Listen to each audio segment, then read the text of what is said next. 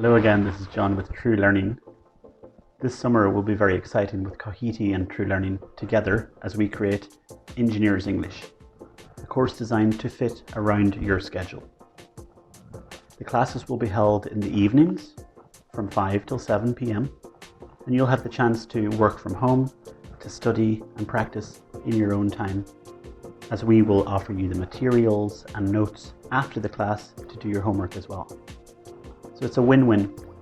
It's an easy process with step-by-step guidance, with homework and support. And for us, it gives us the opportunity to connect with you in the comfort of your own home. I've got 5 tips for you today to help you improve your English before we start the course. Rule number 1 that I always recommend to my students is to collect as much information as possible on a regular basis. And that means, for me, active reading, active listening, active writing. So for example, if you're watching a movie in English, I want you to start writing down the vocabulary that you pick up. And at the end of the week, at the end of the month, you'll have a bank of vocabulary. It's very, very practical. Number 2, when you're speaking English, slow down. Especially as a Spanish speaker, Spanish is notoriously fast. So when you speak English, I recommend that you try to enunciate and expand and make all the short words super long. That's the tip. For example, I would like a coffee, please, and a cappuccino, for example. Try and slow down and make the words longer.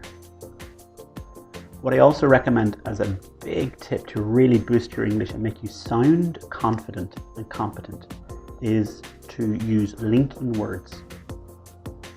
Although I like chocolate, it's not very healthy. So although, positive, comma, negative. Although I like chocolate, it's not very healthy. Despite liking chocolate, comma, it's not healthy. Despite plus ing, positive, negative. Okay. Other words then, such as however, on the one hand, on the other hand, though at the end of a sentence. There are many, many words that we can look at during our course that can help you improve. Another tip I really recommend is to listen every day. There are so many valuable websites. There are so many pages that are full of information. But even just to hear the language and the tone and the sound of the language is enough for you to improve. And I guarantee after a week, 2 weeks, you will start to understand more and more and you'll see the change. Learning a language is a process. It's not one day, 6 months intense, you get it. It's a process that will continue continuously forever. Because even as an English language speaker, I'm still learning the language. I still pick up new words and vocabulary every time I watch a movie or read a book. So it's up to you to involve yourself in that. Final tip for me is for as a Spanish speaker to practice as much as possible. And that means taking a class like this class for engineers, taking the opportunity to talk to a partner at any given experience, going on the phone and avoiding that fear. So 5 tips for you, okay? So document, listen, speak, practice as much as possible, and slow down. That would be my number one tip. Now I would like to give you 10 basic errors that I notice when Spanish speakers speak English. So let me get organized for this. Right. It's time to roll up my sleeves and get down to business, okay? This is where it all starts, okay? In our class, we're going to brush up and improve these mistakes, but here are the top 10 basics, okay? Number 1, make and do. Make and do. Make is create, invent, it's fun. Do is everyday, boring. I make a cake, I make music, I make a conversation, I make a mistake. It's very unique. Do something regular. Do homework, do yoga, do sports. It's very routine, very habitual. Number 2, for us, I am here since I'm here since 4 years. The difference between for and since. Since, exact moment. For, a period. For example, I have been a teacher for 16 years. Since a long time ago, since 2005 maybe, something like that, okay? People is, people are. People is, people are. What is the difference now? In Spanish you say people is, I believe. In English it's plural. People are, they are, they are. The people are. The people go, the people eat, the people travel, they are. Tip number 4 for us. I have 35 years. If you're talking about your age, you say I am. I am. I'm not 35 years, but just an example, okay? So you say I am for time, for age, okay? Next one. Sometimes people mix up the past tense. Yesterday I went to work. Yesterday I didn't go to work. I didn't go. People say sometimes I didn't went. Don't understand why. I didn't is the auxiliary verb plus infinitive. I didn't go. I didn't eat. I didn't see. Okay, we can practice that. The next one for us is have a coffee. Have a coffee. This is number 6, tip number 6. Have a coffee. Never take a coffee. Take for me feels like steal. So you have a coffee, have a break, have a moment to relax. Have, okay? Have is the one that we use for to enjoy.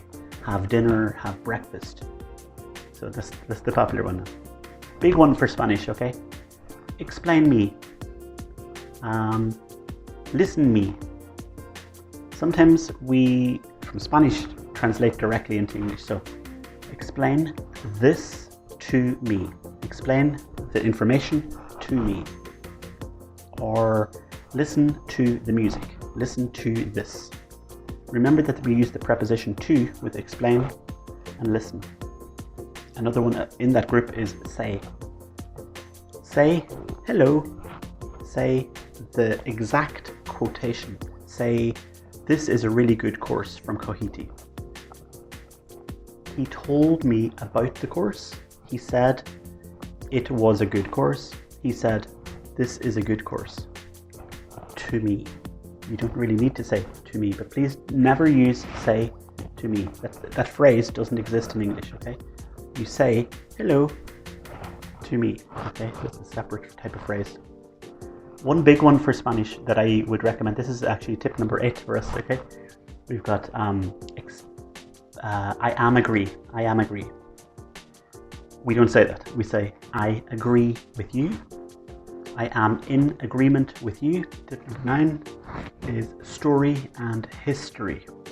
Story is an account, it's a report, it's a piece of information, a story.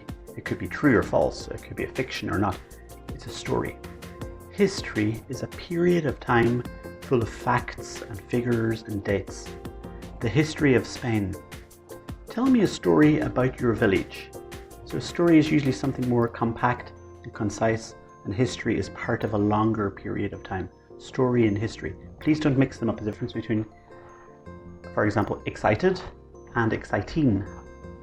Okay? So for example, I feel excited. ED for me, for my feelings. Because the course is very exciting.